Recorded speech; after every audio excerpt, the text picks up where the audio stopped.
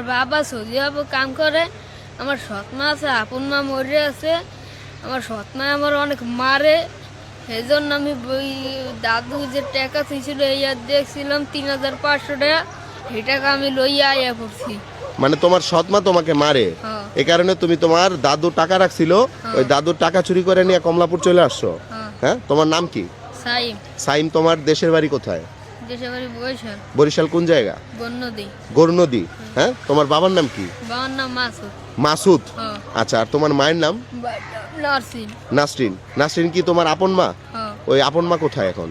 আপন মায় আল্লাহ কবরে। মানে আপন মা মারা গেছে, হ্যাঁ। পরে তোমার বাবা আরেকটা বিয়ে আসসালামু করছে। আলাইকুম। আমি প্রথমে আপনাদের জানাচ্ছি এই ভিডিওটা প্রচন্ড পরিমাণ শেয়ার করবেন। এই ভিডিওটা আমাদের সৌদি প্রবাসীদের জন্য। এই ছেলেটা, যে স্ক্রিনে যে ছেলেটা, তার বাবা হলো এক সৌদি প্রবাসী।